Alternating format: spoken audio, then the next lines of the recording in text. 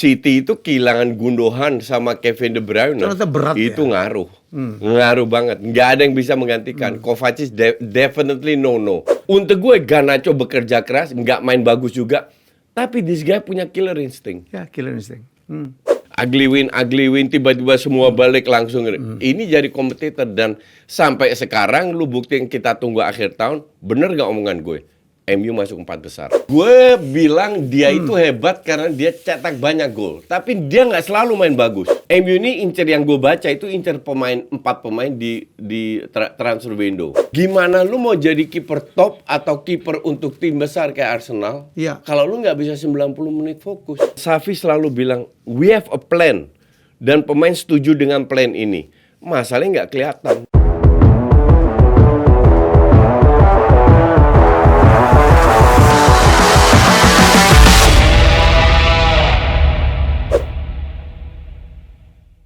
Ya, ketemu lagi dalam Just Saya dan ini malam ini banyak sekali yang dibahas ya.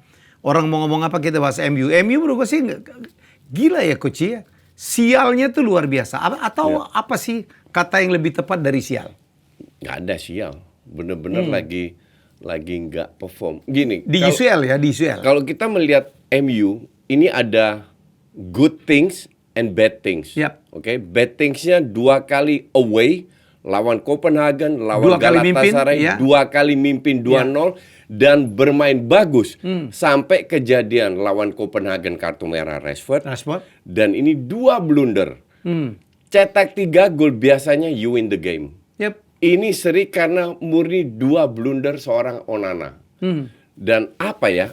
Jadi hal kayak gini kan discussable, oke? Ya. Banyak yang ngomong di timeline gue. Kenapa orang Erik ten Hag nggak coba kiper cadangan? Yang Turki itu. Oke, I explain it to you.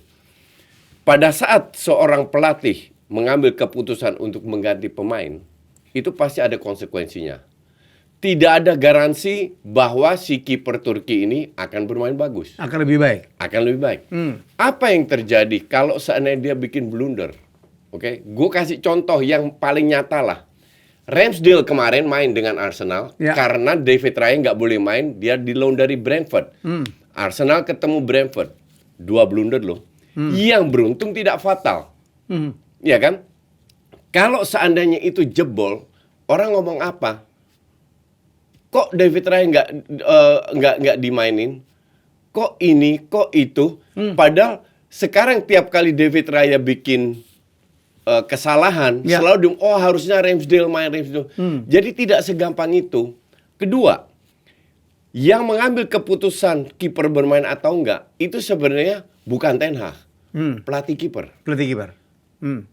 Ten Hag mengiyakan atau tidak, dia percaya ke asistennya. Dia punya banyak asisten, nggak mungkin dia pegang sendiri, ya kan? Dia dapat masukan dari asisten dan nampaknya asisten kiper masih bilang bahwa dalam latihan kelihatan Onana lebih baik. Oke. Bahwa Onana bikin blunder, nggak ada yang bisa prediksi. Blunder Onana lebih banyak daripada De Gea yang selalu gue kritik. De Gea is a top keeper untuk gue. Tapi terlalu banyak blunder untuk top keeper. Nah, gue juga nggak tahu dan nggak ada yang tahu kenapa Onana melakukan blunder seperti itu. Padahal kita lihat lawan Copenhagen home kalau nggak salah, dia menyelamatkan penalti di menit-menit terakhir sehingga MU dapat 1 poin. Kalau nggak bisa kalah itu, ya kan?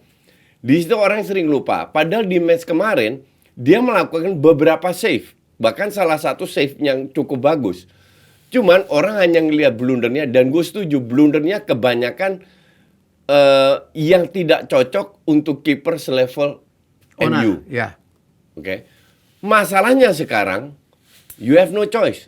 Sama kayak kasusnya pergantian pemain. Pergantian pemain, si Højlund sama Amrabat ditarik. Padahal Amrabat main bagus. Untuk pertama kali bagus ya menurut gue ya. Untuk pertama, dan dia agak kecewa juga. Di menit 58 kalau nggak salah ditarik. 58. Ya. Gue bilang, kita baru bisa menilai setelah pertandingan, apakah ini penggantian pemain bagus atau tidak.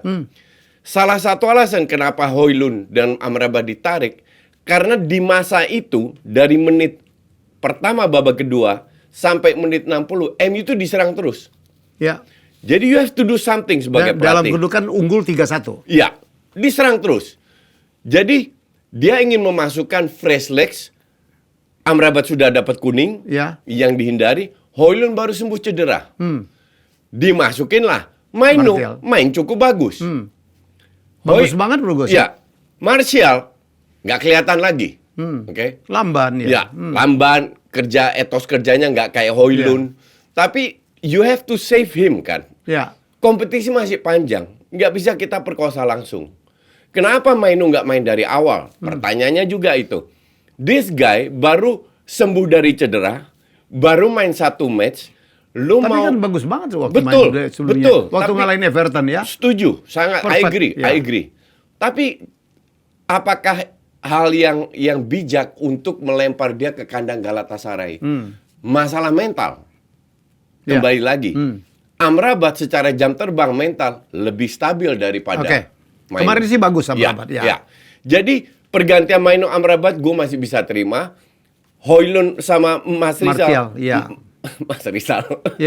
Itu untuk gue sebenarnya agak aneh, tapi gue nggak tahu juga sikonya Højlund seperti apa, ya kan? Yang jadi masalah adalah orang kan hanya melihat skor seolah 3-3. Pertanyaan gue sekarang, setelah terjadi pergantian pemain, berapa peluang didapatkan oleh Pellistri sama itu? 3 peluang, 2 kali Pellistri, 1 McTominay. 3 peluang besar yang bisa terjadi gol. Nggak terjadi gol. Salah Ten Hag? Kan enggak. Garnacho diganti karena dia udah benar-benar habis. Dia udah bekerja keras, dia dan pergantian walaupun Pellistri untuk gue sih katro, bukan dan itu udah berkali-kali gue bilang. Kadang-kadang egois juga ya. Berkali-kali gue bilang gue nggak ngelihat sesuatu yang spesial di Pellistri. Garnacho masih gue kasih kesempatan. Untuk gue Garnacho bekerja keras, nggak main bagus juga, tapi this guy punya killer instinct. Ya, killer instinct. Finishingnya itu luar biasa. Ya. Dan dia udah berkali-kali membuktikan. Hanya dia harus memperbaiki gaya bermainnya. Tapi ini masalah jam terbang. Masih muda juga. Ya. Jadi kalau dibilang 3-3, kalau gue bilang itu murni kesalahan dari Onana. What can you do as pelatih? Nggak banyak juga. Kita bisa sebagai pelatih melakukan pergantian sehingga berharap bahwa ada perubahan. Tapi pemain yang kita masukkan nggak selalu berhasil, dan ini terjadi di semua pelatih. Coach, kalau gue bisa potong, mungkinkah ya menurut gue ya, kenapa nggak diambil De Gea sih? Kan dia masih nganggur juga, gaji juga dia mau nggak setinggi dulu gitu loh.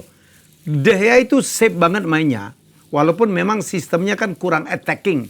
Ya apalah sih artinya ya attacking dengan kehilangan kesempatan menang lah. Nggak gini, pertanyaannya kan adalah kalau De Gea kan free transfer. Kalau gajinya nggak terlalu besar mungkin masih bisa. MU ini incer, yang gue baca itu incer 4 pemain di transfer window. Nah, apakah duitnya cukup pas-pasan atau tidak? Karena itu ada hubungannya dengan gaji. Kecuali mereka cuma incer 2 pemain, gaji ada spare, baru kita bisa ambil De Gea. Jadi De Gea will be the last option. Kalau seandainya mereka negonya bagus, kemungkinan 4 ini diambil. Tapi kalau ada 4 ini tidak melanggar financial fair play, ada ruang untuk mendatangkan De Gea. Ya, celakanya MU itu ya, pemain-pemainnya lagi bapuk itu gede semua.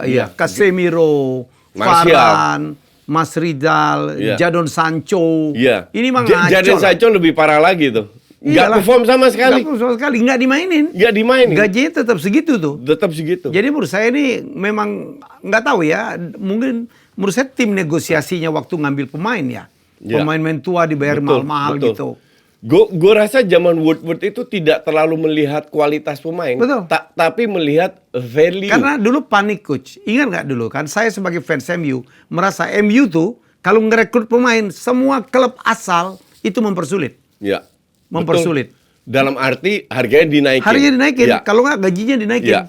Betul. Ya pemain. Dan gue lihat dulu zaman Woodward, gue merasa dia itu beli pemain untuk commercial value-nya, bukan kualitasnya cocok atau tidak dengan klub.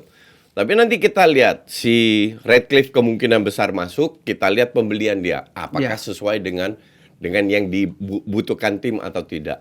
Cuman kembali lagi ke your question. Ya, gue bilang lagi suwe. Suwe betul. Iya, bener-bener Kalau suwe. di basket tuh lagi bau ya. Iya. Cuman apa yang gue katakan 2-3 bulan yang lalu, gue lebih ngeri sama MU daripada Chelsea Spurs. Dibilang Justin pengacaranya Ten Hag, semua yang Belanda. Kita lihat setelah 2 bulan kemudian, lihat progresnya MU. Bahwa MU bermain belum bagus, I agree. Di UCL lo ya? Iya. Di IPL belum mulai bagus lah. Di IPL enggak, hasil dapat tapi enggak selalu bagus, enggak 90 menit bagus. Iya. I agree. Tapi ini kan proses. Iya. Luke Shaw kembali, kelihatan banget. Ada kontribusinya. Maino kembali, kelihatan banget. Nanti Casemiro, siapa tahu dia cocok. Sekarang McTominay ini nggak ada value-nya. Tapi dia kembali cetak gol. Iya. Lu mau apa? Iya. Kemarin waktu menang 3-0, Martial, Garnacho, Rashford, 3-3 nggak kelihatan. Tapi 3-3 cetak gol. Ya lu mau apa? Ya. Sama kasusnya Garnacho. Maka dari itu gue bilang, jangan bandingin MU sekarang dengan Liverpool, Arsenal, atau City. Ngasih di bawah, 2 level di bawah. Tapi bandingkan MU sekarang dengan 3 bulan yang lalu. Iya. Pada saat ancur-ancuran. Pada saat itu ada progres. Nah justru yang gue ngeri itu yang progres ini.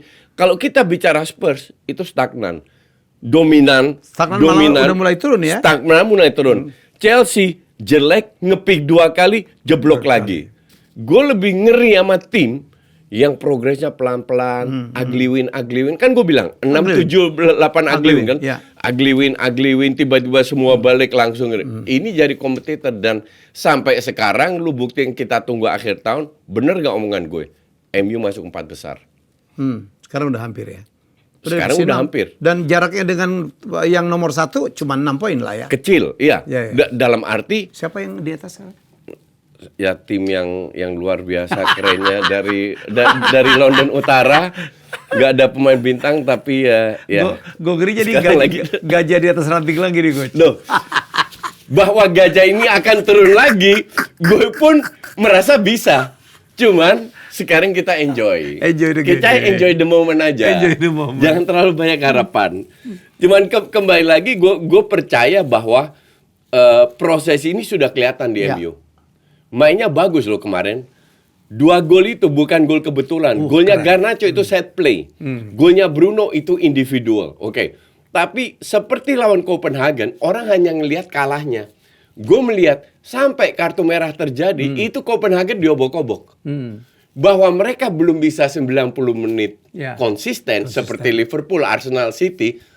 It's a matter of time. Karena banyak yang cedera. Ya. Nggak ada tim yang lebih banyak cedera daripada MU. Dan ini semua proses karena yang cedera juga pemain yang berkualitas. Beda dengan Chelsea 11 cedera. Tapi 11 cedera dengan starting. Ini sama semua. Beda jauh ya. Gitu. Orang nggak ngelihat situ. Orang cuma ngelihat pokoknya Belanda didukung Justin. Enggak. Itu haters itu. Gue selalu objektif. Coach, kalau kita lihat kan MU udah mulai ngejar main ya. Tim Warner. Ya, kemudian ada beberapa pemain yang lagi ya yang mau diambil. Cuman gue nggak yakin Timo Werner is a good choice. Dia di Chelsea dibuang, nggak perform. Dia di Red Bull awal-awal diberi kesempatan, sekarang cadangin loh. Bahkan Xavi Simons yang main di depan. Jadi I don't know if Timo Werner is a good choice or not. Gue nggak yakin. Dalam arti ya mending lu cari pemain striker lain yang di Prancis lah, di mana yang jauh lebih murah daripada Timo Werner.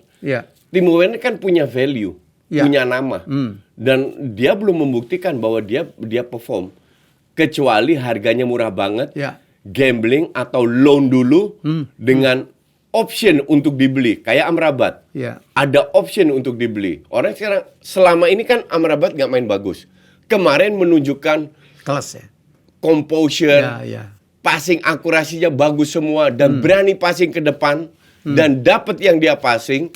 Hanya kembali lagi konsistensi. Kalau Amrabat main kayak kemarin terus, itu dibeli itu dari Vio.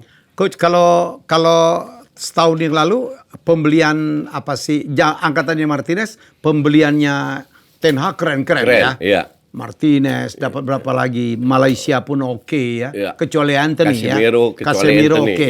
Tapi yang pembelian terakhir menurut gue sih flop semua nih. Mason Mount cedera. Onana jadi badut. Di samping cedera, Mason Mount juga nggak perform. Amrabat belum kelihatan. Højlund juga belum kelihatan. Ya, padahal kita pikir kemarin 5-5-nya termasuk yang Turki itu keren ya Coach. Ya, belum kelihatan betul dan banyak cedera. Tapi kemarin kembali soal Anthony kemarin main bagus loh. Ya, tumben. Justru pertama kali dia benar-benar main untuk tim. Ya. Berapa kali dia masuk ke dalam golnya Garnacho berasal dari dia. Tapi kembali lagi dalam sebuah tim besar kayak MU, you have to show consistency. Harus konsisten. Kalau enggak, no value. Kalau Anthony bisa 4 kali beruntun main kayak kemarin, walaupun nggak cetak gol, tapi berkontribusi untuk tim. Udah cukup lah ya. Itu Rashford kegeser itu. Rashford sudah berkali-kali diberi kesempatan 0-0. Ujung-ujungnya cetak gol juga penalti. Rashford ini kena mental kayaknya Coach ya. I don't know. Mungkin tahun lalu kan dia top scorer ya. I think dia memang harus harus konsultasi lah, harus di shock terapi kayak gitu lah. Karena sekarang Ten Hag nggak punya banyak pilihan di sayap. Ya kan, maka dari itu Garnacho pun kalau semua fit dia kan nggak, kalau nggak ada kasus dengan Sancho, nggak ada kasus dengan Anthony, paling mungkin dia nggak main, kan. Sekarang dia diberi kesempatan dan beruntung, walaupun gue bilang Garnacho bisa jauh lebih bagus. Garnacho lagi on fire nih ya, dia membuktikan kalau dirinya pemain berbahaya di ruangan penalti, terutama lewat gol saltonya ke Everton kemarin Coach. Ya betul Bung Helmi, Garnacho perlahan mulai menunjukkan performa terbaiknya. Terbaik seperti halnya diplomat Evo Sopra ini juga Bung. Rokok dengan rasa yang nikmat banget. Oh gitu ya Coach. Emang beneran enak rasanya Coach? Ya jelas enak dong Bung. Diplomat Evo Sopra ini rokok mil terbaik dari Wismilak. Dibuat dari tembakau dan cengkeh terbaik yang akan memberi rasa yang halus dan berkelas. Jadi buat kalian para perokok, langsung cus aja ya. Beli di toko-toko terdekat. Diplomat Evo Sopra, Simply Finest. Luar biasa ya Coach. Itu gua akui finishingnya Garnacho bagus. Gue tuh melihat dia kayak Greenwood masa lalu ya Coach. Walaupun Greenwood jauh lebih keren. Iya lebih keren, tapi nggak finishing touch gitu. Oh iya, kalau finishing ya. Ya. Tapi Greenwood jauh lebih skillful. Bener-bener kalau Garnacho masih ngandelin otot, ngandelin sprint. Tapi kalau Greenwood, ya mungkin Greenwood balik lagi. Ya, karena udah mulai bagus ya, dan yang ngincer juga banyak banget. Ya, tim-tim besar Eropa pada melakukan, termasuk Real Madrid ya, ngincer untuk diduetkan dengan Jude Bellingham. Ya, bisa banget. Kalau dia perform dalam sampai tahun depan, gue yakin banyak yang ngincer dia. Kan he's just a good player, sesimpel itu. Coach, apa yang terjadi pada Ramsdale, Coach? Dengan? Ramsdale. I don't know apa terjadi. I think masalah mental yang flop gitu aja ya. Yang bikin kocak, interview dengan Ian Wright, dia bilang, saya nggak bisa fokus 90 menit. Ian Wright sampai bengong loh. Dia ngaku. Jadi, gimana lu mau jadi kiper top atau kiper untuk tim besar kayak Arsenal, kalau lu nggak bisa 90 menit fokus. Per tahun lalu bagus loh. Tahun lalu lumayan. Waktu dia dibeli oleh Arteta, gue bilang ngaco. Karena Ramsdale itu kan 3 kali memperkuat tim, 3-3-nya degradasi kalau nggak salah. Ya. Seolah-olah dia pembawa sial ya. Tahun lalu lumayan oke, cuman dia kan nggak bisa build up. Kemarin itu 2 kali blunder loh. Untung nggak ke strap. Kemarin itu super ugly win lawan Brentford. Butuh Kai Havertz yang headingnya kena kolong kiper. Kalau nggak menang Arsenal. Draw lah. Ya, kecuali lawan Lens kemarin. Ya. Menang 6-0, ya oke, tapi lawannya juga Lens, ngerti nggak? Jadi nggak bisa jadi tolak ukur. Tapi gue bilang Arteta tetap harus fokus memperbaiki permainan karena so far Arsenal belum bermain sebagus yang orang harapkan sesuai dengan rankingnya nih. Rank 1 kan? Ya. Rank 1 ini karena City sama Liverpool seri kan? Mereka berada di rank 1, tapi dari sisi permainan masih nggak layak jadi rank 1, fair aja. Layak seri nggak Liverpool dengan City? Ya. Kalau menurut coach? Gue bilang ya. Gue kemarin agak lebih mengunggulkan Liverpool gue. Gini, City lebih banyak menguasai bola, tapi dari sisi peluang mungkin di atas kertas beda lebih baik sih, tapi peluang bener-bener matang. Even lah, equal kalau gue bilang. Dan di babak kedua terakhir mereka lebih bermain aman, nggak ambil risiko. Udah cukup happy dengan draw ya. Dalam arti this is just three point match. Buat apa kita ambil risiko? Masih banyak poin yang kita bisa gather. Dan gue bilang ya layak draw kemarin. Oke, Coach, apa kalau kita lihat ya, EPL tahun ini betul-betul ugly ya. Maksud saya nggak ada tim yang super begitu tidak terkalahkan. Ada tim yang tiba-tiba Aston Villa naik ke 4 besar gitu ya. Spurs yang di atas terus turun. Terus turun ke bawah. Wah, dari kita pikir Spurs tahun ini akan berbeda tuh. Ya, gue enggak. Lo kan serang lihat sekarang. Habis kok kalah dengan tim-tim kecil gitu kan, Ci? Enggak, gini. Ini yang repot kalau orang tahu gue fans Arsenal, dipikir gue nggak bisa objektif tentang. Gue objektif. Iya. Bahkan lo pernah muji Spurs ya? Bahkan gue juga objektif tentang Chelsea. Gue bilang Chelsea main keren lawan Spurs, lawan City. Gue akan lihat pantau Chelsea terus. Match ketiga jeblok. Bukan karena kartu merah lawan Castle kan. Kartu merah itu udah mereka ketinggalan 3-1. Kartu merahnya James. Itu udah ketinggalan 3-1. Habis itu 4-1 kan. Dari sisi permainan jeblok, Pochettino marah. Ini artinya ya lu nggak konsisten, lu tidak menunjukkan dua performa lu yang bagus. Ya. Jadi kalau bagus, gue akan bilang. Spurs gue selalu bilang ini tim lebih bagus dari musim lalu. Dari berapa musim lalu walaupun udah kehilangan Kane ya. Ya, walaupun kehilangan Kane. Son nggak bisa menggantikan Kane walaupun dia cukup produktif. Yes. Satu. Terus pada saat mereka ketemu low block, kreativitasnya kurang, ngandelin bola-bola oportunis. Aston Villa kemarin pas unggul main low block, main low block, Spurs nggak bisa apa-apa. Dapat gol ya, golnya offside 3 kali. Son cetak hat-trick, tapi hat-tricknya offside. Jadi untuk gue sih, gue nggak heran performa, dan ini udah berkali-kali gue bilang, hanya bilang, oh ya ini coach fansnya Arsenal jadi nggak bisa sabut. Enggak, gue semua yang gue katakan objektif. Cuman netizen kan kadang IQ-nya nggak nyampe. Yeah. Jadi nggak paham mereka. Ujung-ujungnya Justin juga yang benar. Itu akan turun. Bukan karena mereka nggak jelek. Enggak, mereka bagus dibanding tahun-tahun sebelumnya. Cuman tidak ada otak kreatifnya. Yeah. Itu nggak ada. Tahun lalu, 2 tahun terakhir gue bilang, atau 3 tahun bahkan, mereka cetak gol banyak dari counter. Sekarang kan nyaris nggak dapat counter. Sekarang mereka lebih main high press, ball possession, dan which is good, ya kan? Cuman pada saat lu pemain lu nggak kreatif, orang bilang puji-puji Maddison. Maddison untuk gue ya sekali-sekali habis itu akan turun lagi. Leicester cedera, masa dia nggak punya kontribusi? Leicester terdegradasi, masa dia nggak punya kontribusi? Oke, Coach, kalau dari tim 6 besar langganan EPL, setuju nggak kalau kita bilang di antara 6 itu Liverpool lah yang paling konsisten ya? Pada saat ini? Pada saat ini. Pada saat ini iya. Ya. Cuman gue masih meragukan lini tengahnya. Lini tengahnya masih tidak sesolid Wijnaldum, Henderson, sama Fabinho. Di masa itu tengahnya solid banget. Ya. Sekarang tengahnya tidak sesolid itu. Tapi belakang solid sekarang Van Dijk ya. Van Dijk yang lebih orang bagus. pikir udah habis ya kan. Tapi Robertson berapa kali sering cedera, Tsimikas belum levelnya. TAA lawan Doku itu 7 kali dilewatin. Jadi dia harus punya bek kanan dan bek kiri yang selevel untuk kembali ke level 3 tahun yang lalu. Kemarin Matip main, Matip ya untuk gue sih 50-50. Mending Konate. Tapi ya selama mereka menang seolah-olah nggak ada masalah. Gue bilang gue masih lihat ada beberapa kelemahan dari Liverpool yang bisa dimanfaatkan oleh lawan. Terutama untuk gue itu di tengah. Yang belum solid. Belum solid. Belum sebagus tahun-tahun sebelumnya. Belum sebagus tahun-tahun sebelumnya. Dan City pun ngaku nggak kita kalau tidak sebagus tahun lalu. Betul. City itu kehilangan Gundogan sama Kevin De Bruyne. Berat itu ya? Ngaruh.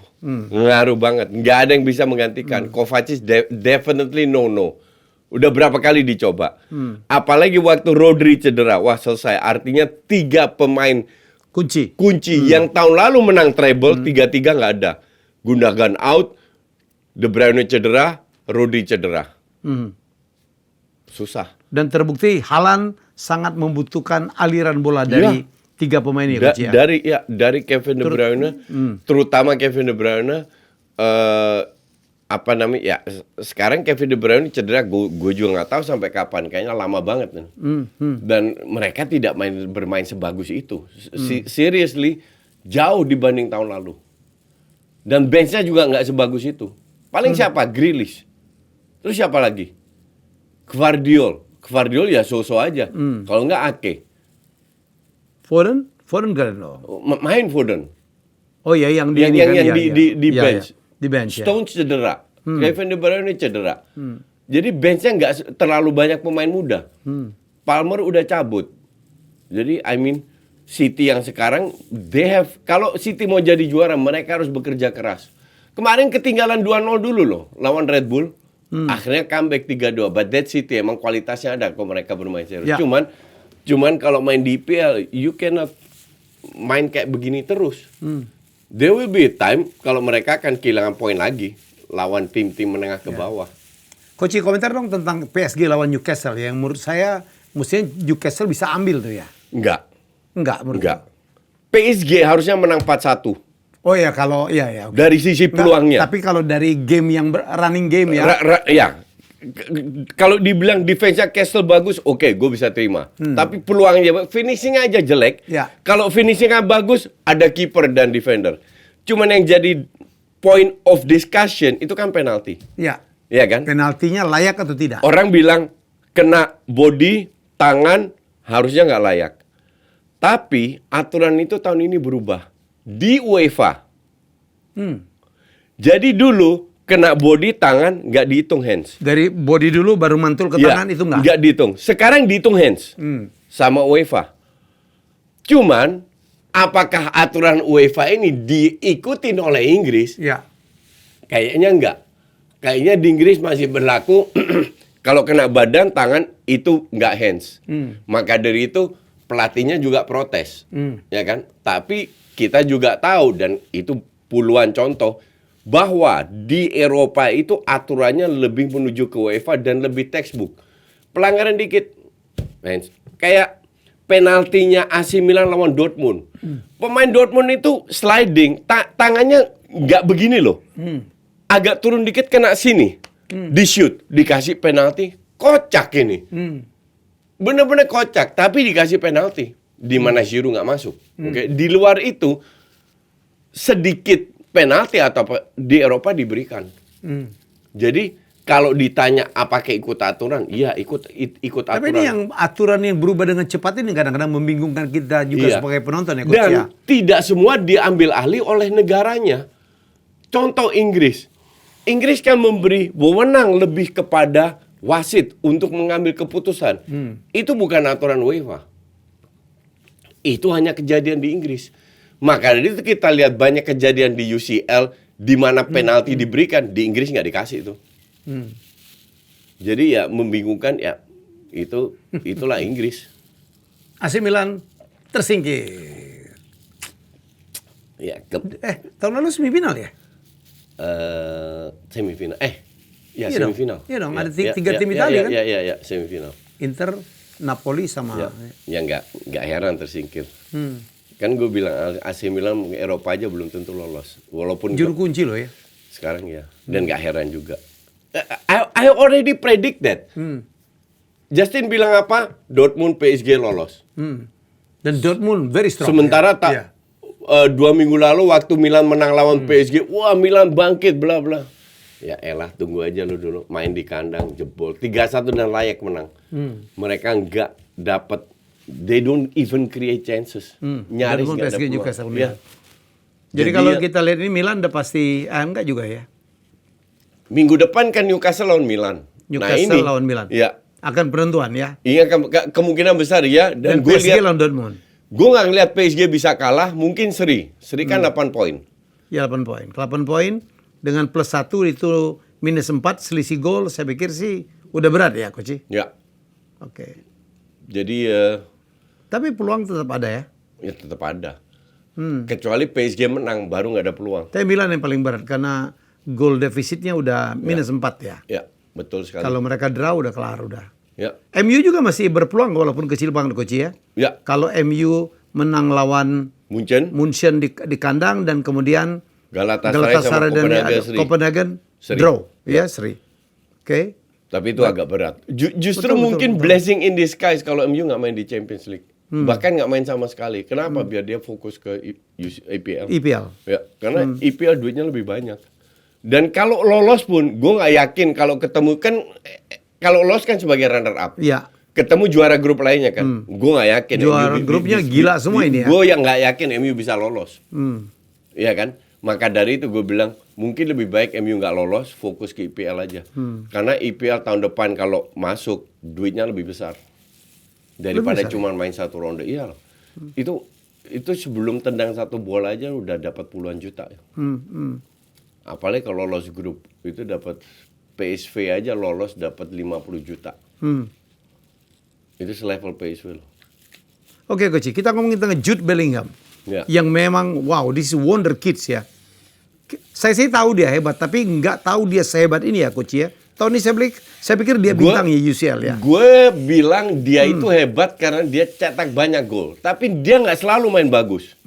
Karena posisinya sebenarnya lebih menggantikan Benzema. Benzema dulu kan juga sering turun, dan dia pun demikian. Jadi sayapnya itu sering melipir, dia masuk ke tengah. Maka dari itu dia dapat banyak peluang. Tapi gue juga tidak menyangka bahwa ini pemain hebat. Udah lama gue akui. Gue bilang tahun lalu gue bilang hanya 2 pemain yang yang nggak perlu ditawar, yaitu Jude Bellingham sama Osimhen. Jadi minta berapa aja dibeli. Akhirnya harusnya Liverpool beli kan, nggak dibeli. Harusnya akhirnya dia ke Madrid kan. Tapi gue juga nggak nyangka bahwa dia akan cetak gol sebanyak itu. Sebanyak itu. Apapun terjadi dengan skor 15 kali itu kan itu hebat ya, Coach ya. Placing, I agree. Kan? Dan itu akan mengangkat percaya dirinya, apalagi Vinicius sekarang cedera ya. Vinicius cedera, Tchouaméni nggak bisa main, Camavinga nggak bisa main. Jadi sekarang sih 11 starternya Madrid cukup bagus. Tapi karena ada beberapa pemain penting cedera, benchnya yang jelek. Terlalu pemain muda. Jadi selama 11 starter yang masih oke aja. It should be okay. Ya. Komentar Barca, Coach? Ya, katrok Barca. Tapi 2 Joao-nya betul-betul penyelamat ya, sebagai pemain pinjaman ya. It's not the point. The point is, untuk gue yang fans Barca dari tahun 86, ini bukan Barca yang gue kenal. Dan Xavi selalu bilang, we have a plan. Dan pemain setuju dengan plan ini. Masalahnya nggak kelihatan, mau sampai kapan. Sekarang, kalau ini terjadi ugly win itu nggak selalu bisa terjadi. One day, ugly win itu akan berhenti. Kalau kita punya permainan bagus yang sesuai dengan filosofinya Barca, dan ugly win, at least fansnya paham, it's okay ugly win karena kita mainnya bagus. Ini nggak main bagus, benar-benar nggak bagus sekarang. Tapi gue nggak tahu lah, ntar siapa yang turun. Frenkie de Jong udah balik kan, Pedri udah, Xavi udah sampai tahun depan, udah hilang tuh. Ada Gundogan. Jadi seharusnya 3 pemain tengah ini cukup. Nah yang jadi masalah ini kan di sayap. Joao Felix di Liga udah lama nggak cetak gol. Udah 6-7 pertandingan. Diganti sama Torres. Torres itu bapuknya minta ampun. Yamal sama Rafinha, sehingga Lewandowski itu nyaris nggak ada yang supply. Jadi ini juga masalah Xavi, pembelian pemain. Dengan how can you buy seorang Rafinha? How can you protect seorang Ferran Torres yang memang nggak perform? Dari detik awal dia tuh nggak perform. Di City dia nggak perform. Based on what you beli Ferran Torres? Sama kayak Eric Garcia. Eric Garcia gue kritik juga dari awal. Ujungnya dijual juga kan, atau di loan whatever lah. Dan ini akan terjadi dengan Ferran Torres. Tapi mau sampai kapan main kayak begini? Barca ini udah duit susah ya, Coach ya. Iya, udah duit susah, beli yang nggak jelas. Dan itu yang tanggung jawab Xavi. Itu tanggung jawab Xavi as a coach. Karena dia yang minta. Rafinha, aduh, how can you beli Rafinha? Itu untuk gue aja udah nggak make sense gitu. Pertahankan Ferran Torres. Kalau beli yang murah kayak Alonso, Christensen atau siapa, gue masih paham karena nggak ada duit kan. Jadi beli yang free transfer, loan, dan itu gue masih paham. Tapi you don't spend 60 juta untuk Rafinha, that's stupid. You don't spend 50 juta untuk Torres atau 40 juta. It's ridiculous. Iya, it's too much. It's bego kalau gue bilang. Makanya gue nggak tahu sampai kapan Barca main bagus lagi. I don't know. Gue udah berapa match nggak nonton Barca. Ya, it's wasting my time. Mending gue nonton Netflix. Lebih terhibur daripada nonton Barca. Coach udah mulai nonton sinetron loh, Gadis Kretek. Enggak. Oh ya, Gadis Kretek. Itu bukan sinetron itu. Iya, series. Series ya. Keren film. Keren ya. Untuk film Indonesia keren. Top 10 di 20 negara loh. Ya, gue suka itu film. Karena lo merokok ya? Enggak. Karena ada Dian Sastro. Oh. Enggak lah. Bukan karena Listen. ada Ibu Jamil sih. Iya, let me tell you something. Gue itu nggak nonton film Indonesia, fair, oke? Yeah. Tapi gue hanya nonton film Indonesia di mana temen gue main. Denny Sumargo, Ganindra Bimo, Ibnu Jamil. Kalau mereka main, ya gue tonton. Dan kebetulan Ibnu main, gue tonton. Ternyata bagus. Ya. Oke, Coach, komentar tentang Piala Dunia U17 lo, Coach. Menarik juga ya. Ya. Jerman masuk yang kita pikir tersiok-siok di awal ya. Mali semifinal. Bisa memberi perlawanan. Iya. Semifinal. Perancis selalu keluarkan bibit-bibit bagus. Brazil yang akhirnya out. It's nice. It's good experience buat kita Indonesia. Kita harus lihat bigger picture ya, bukan hanya timnas saja, tapi secara keseluruhan itu hal yang positif buat timnas Indonesia.